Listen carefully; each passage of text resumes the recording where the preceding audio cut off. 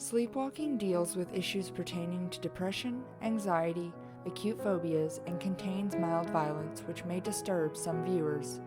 Viewer discretion is advised. Parts 1 through 8 of Sleepwalking were written between the events of accepting anxiety and fitting in, so please forgive any continuity errors.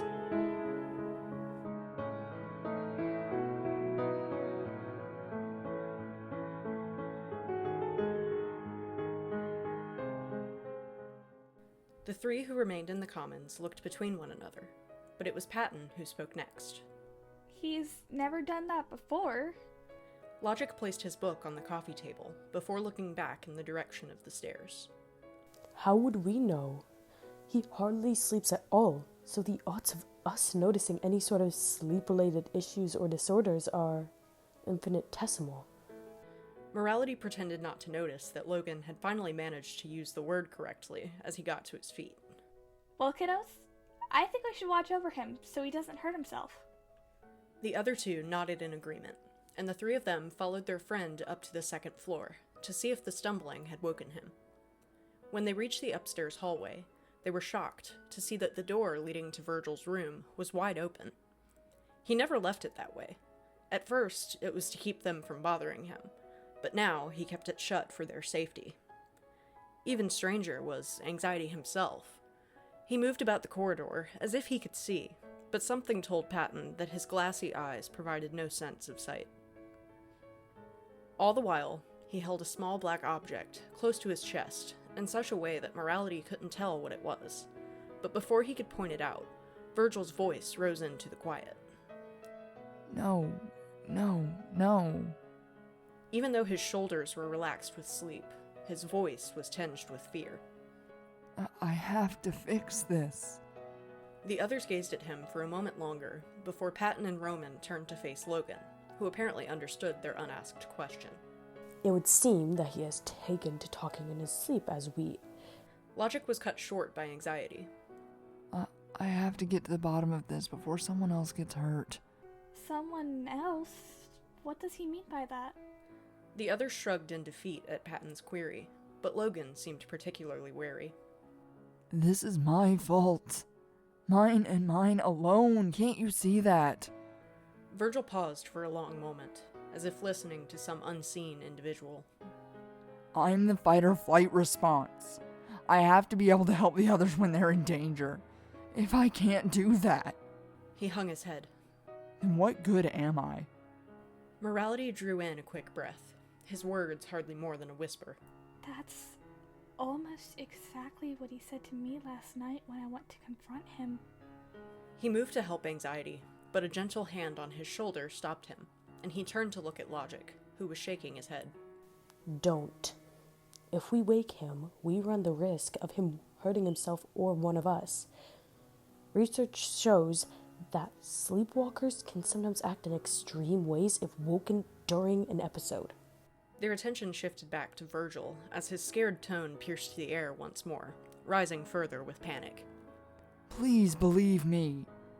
I know I should have told the others the truth last night, but I didn't want them to lose what little trust they have in me. Roman's eyes burned with the same fury he had seen in them both at the breakfast table, and the night before. I told you he pushed me. Patton glared at him. And I thought I told you no more accusations. He took a deep breath. Besides, we don't even know what he's talking about. I think we are ignoring or are unaware of two vital pieces of information. Logan's eyes were trained on their sleepwalking friend. We know he's dreaming, but who is he talking to? And why is he clutching that book? Apparently Logic had figured out what had puzzled Morality. The object was a book, but he didn't have long to ponder it as Virgil spoke again. No, that's not true. His voice grew quieter, and he took on a tone of desperation. I didn't mean for anyone to get hurt. I was just trying to figure this out. He held out the small book. I promise I was trying to help. Anxiety trailed off, as if the response to his words had been a hurtful one, but he continued to hold out the book, almost as if he were offering it to them. In that same moment, Logic darted forward, now standing nearer to their friend than the other two. Gently, he reached out and took the book from his hands, and for a moment, they all stood in a terrified silence, waiting to see if the action had woken their colleague. When there was no instantaneous reaction, however, Logic gently but deftly moved back to where the others were standing. Not long after he reached them, Virgil spoke softly. I promise if you read that, everything will make sense. I should have told you sooner. I should have told them sooner, but I was afraid. He paused for a long moment, sounding more defeated when he spoke again. What I was trying to do. I didn't have Logan's skill of deduction to figure it all out. That's why it took me so long. I didn't have Roman's creativity to come up with another plan, nor Patton's kindness and way with words, which is why I didn't say anything when I should have. Each of them looked up in awe as their names were followed by heartfelt compliments. Virgil knew better than any of them how important each individual's contributions were, but something told Morality that he never would have said it if he were awake. Logic drew him from his thoughts as he addressed the group. Something tells me that what truly happened last night will be explained by the contents of this book.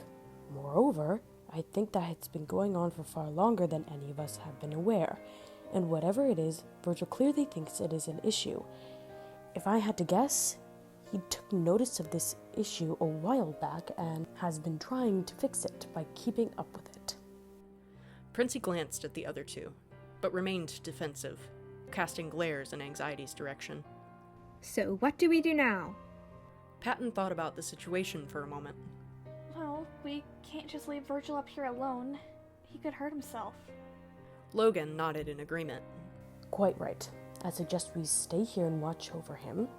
But if we want to know what's in this book, we should probably read it while he's unconscious. Morality whipped around at the suggestion, shocked that he would even come up with such an idea. Are you suggesting we go through his personal belongings? I'm disappointed in you. He had fully taken on the parental inflection to his tone. This notebook belonged to Virgil, and whatever it held was his business. Asleep and clearly dreaming that he had been backed into a metaphorical corner meant that he wasn't really in a situation where he may want them to read the contents of the book. For all they knew, he could be dreaming about blue strawberries, and they would have no way of knowing. Logan sighed, looking down at the object in his hands. I don't like the idea myself, but let's look at the facts here. Virgil believes something is seriously wrong, and we don't know what that is. He said it himself. He wants to tell us, but he fears losing our trust over it. That being said, we can't know if or when he will actually voice his concerns to us. It is also important to note that he didn't seem to be talking to any of us in the dream. He referenced us by name, but was clearly talking about us to someone else. That leaves only one other person he could have been speaking with. Thomas. If he believes something is serious enough to go directly to him, then I think we need to know what that is. Patton thought over what had just been said, but still felt uncomfortable with the idea. It sounded to me like Virgil was trying to defend himself, as if Thomas had confronted him. I'm not sure that gives us the right to look through the book. Logan ran his fingers over the cover. If the information was important enough that he would be pleading the way he was, do you really think Thomas would keep such an issue from us? If we consider the outcomes of such serious concerns from the past, we know Thomas always summons us to help settle them. So why would it be any different now? That, and Virgil all but handed the book to us. I think we should take a look. The other two turned to face Roman. If it's that important, then we need to know. Oh, all right. Patton didn't know if it was his concern for Virgil or his own curiosity which caused him to give in.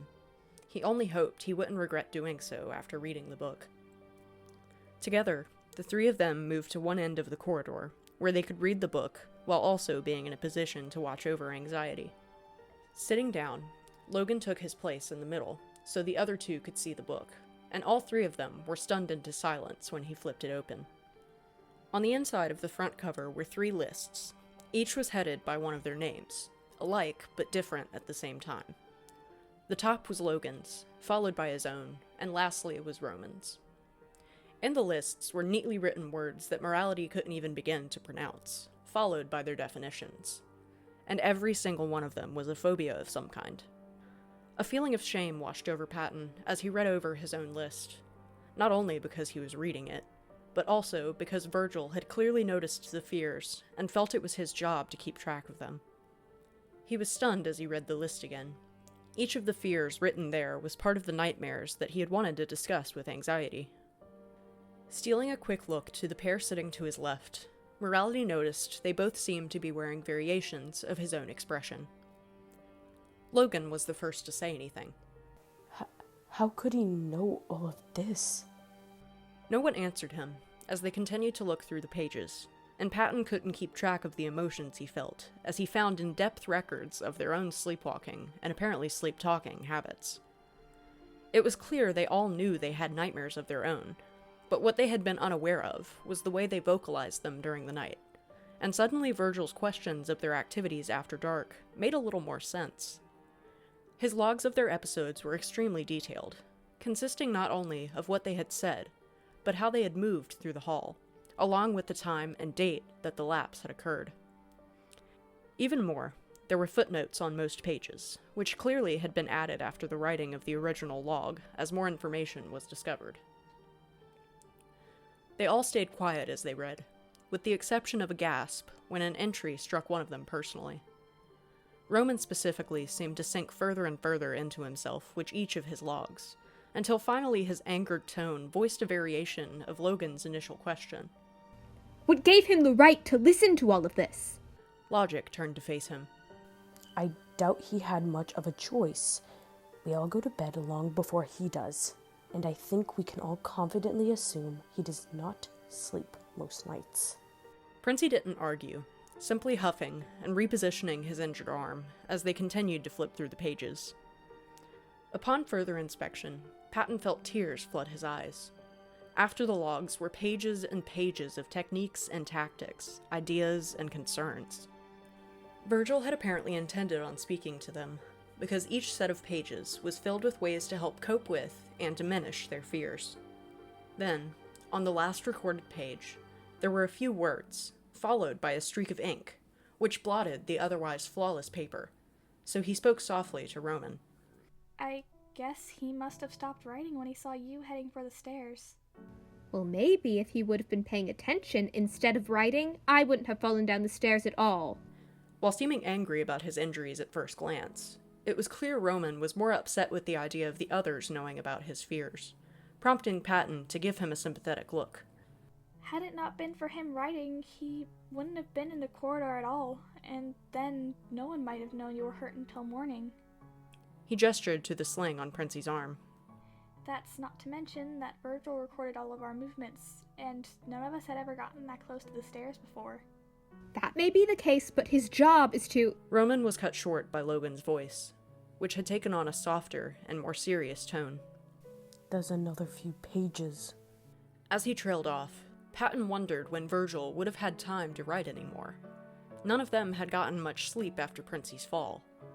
They all glanced back down at the book, and what Morality saw pierced his heart with the same pain that an icy dagger might inflict. It was another list. Virgil. Monophobia, autophobia, the fear of being alone or abandoned. Irenophobia, the fear of loneliness. Isolophobia, the fear of isolation or solitude.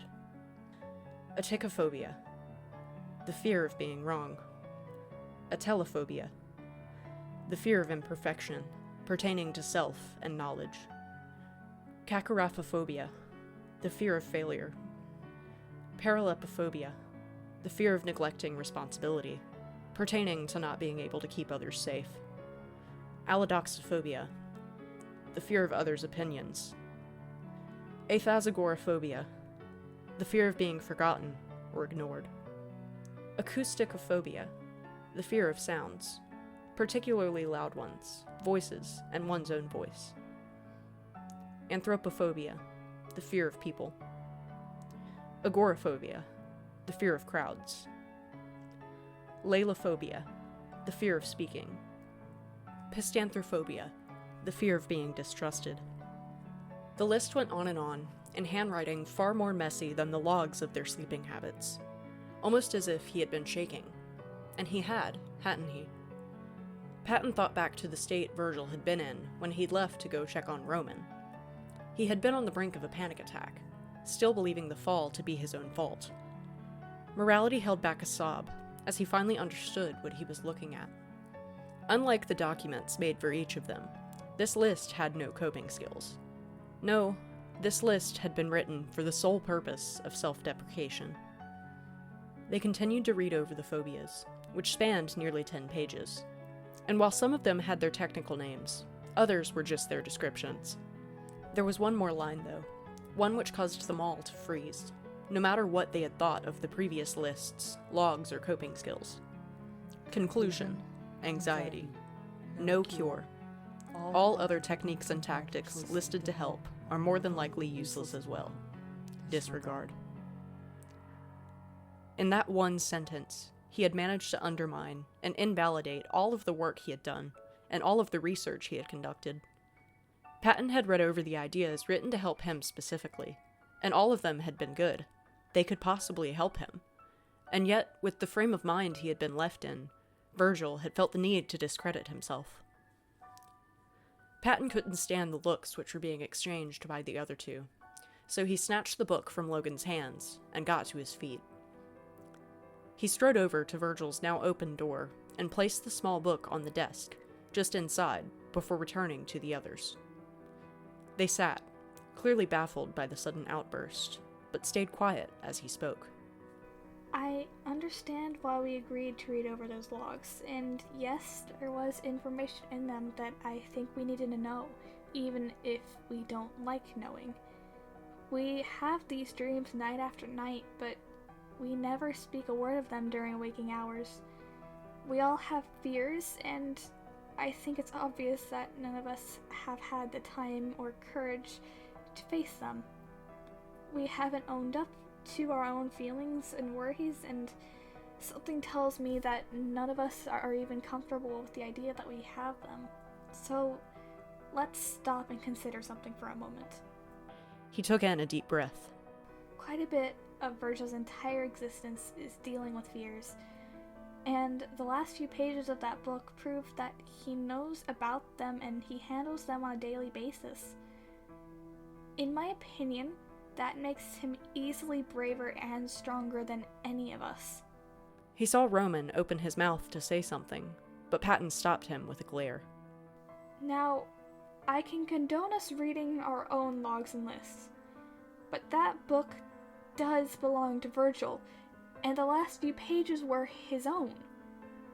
We should have closed that book the moment we realized what that list was, but we were too curious to stop, and before you complain, I am blaming myself as much as the two of you. He paused, trying to find the right word. But there is something else I want you to think about. If you thought it was wrong of Virgil to listen to what we said sleepwalking, I don't see why, because one of us would have eventually.